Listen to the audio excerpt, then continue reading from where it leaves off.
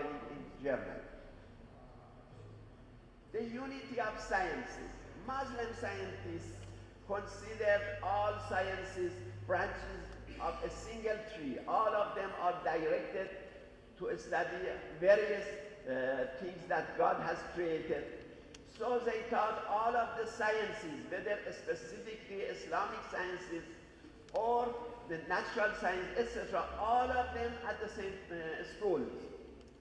And they were trying to get a unified picture, the thing that we are trying to get at during 21st century. You see, during 20th century, sciences did their own, and now we are coming to the combination of sciences and getting a unified picture. Now, I come to the reasons for the decline of science in the Muslim world. Many reasons have been described for the decline of science in the Muslim world.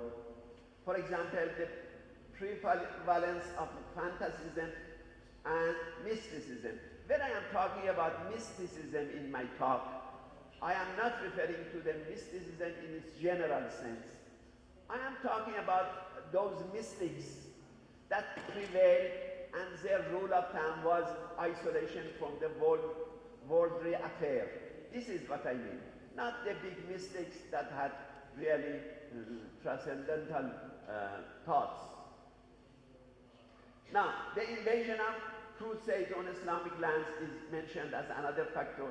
Political disputes throughout the Islamic lands that led to political instability and unstable environments and lack of financial support for scientific work. All of these have their shares, but in my humble view, the main reason is something else. At some time, during the 4th and especially the 5th century, it taught this kind of mentality flourished, that they thought that the chief teaching of philosophy, biological sciences, physical sciences, is going to harm one's religious convictions. Thus certain theological schools developed, that they suppressed the teaching of philosophy and biological and physical sciences, but I call in summary rational sciences. It is enough that you look at Baghdad's Nizamiya curriculum. Just see the syllabus of the courses, and then you can see how confined it was.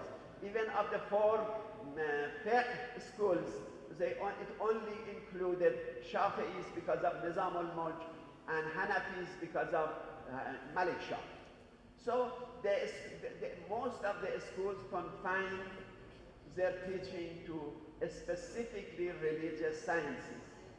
If you want to see this more clearly, some important great Muslim scholars got also this kind of mentality, and it was prevailed.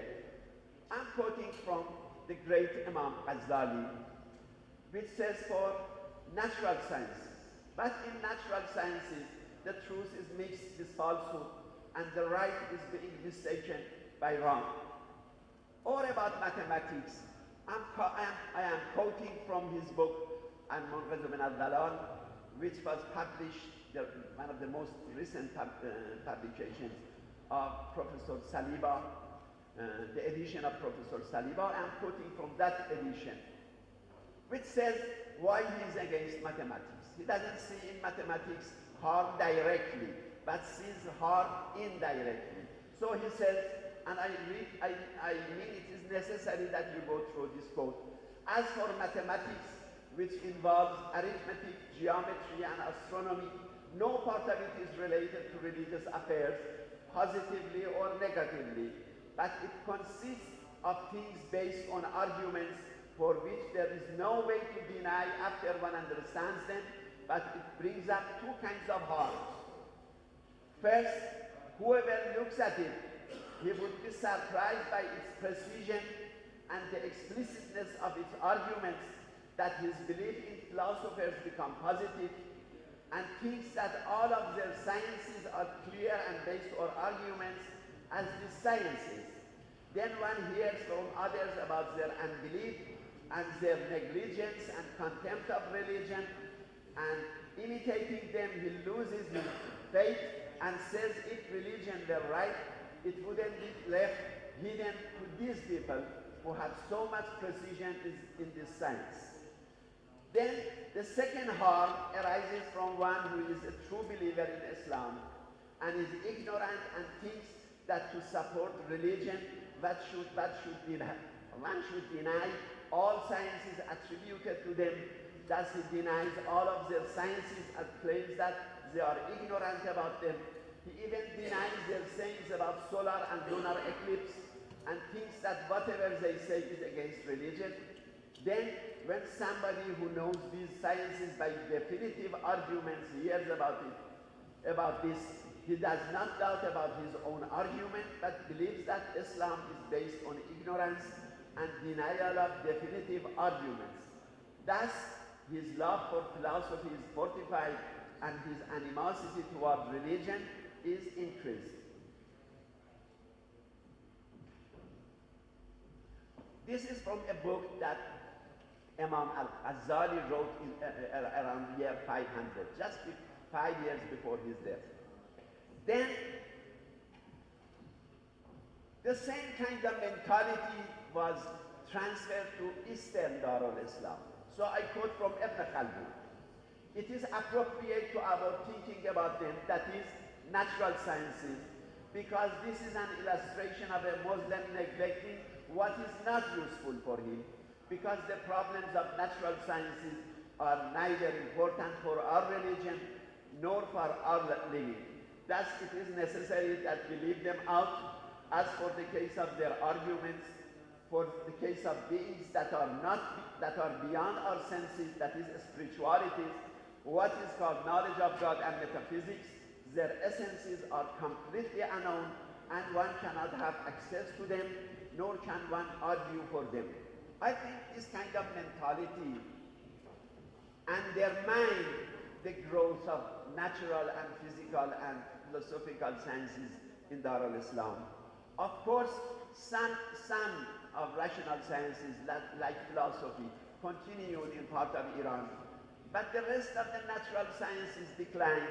Of course, till even 16th century, some stars arose, some brilliant works done, but they were isolated things. The current that had grown sciences, had flourished sciences, that current became really. Then, for example, there was Samarkand Observatory or Maraghe Observatory. That was really the beginnings. They provided things for Copernicus, as Professor Saliba will describe. But mainly that golden era really gone. And it is mainly for this reason. Now, there have been speculations from the Western side why science declined in Darul Islam and why the new science, modern science, did not develop in the Islamic world. I quote some of the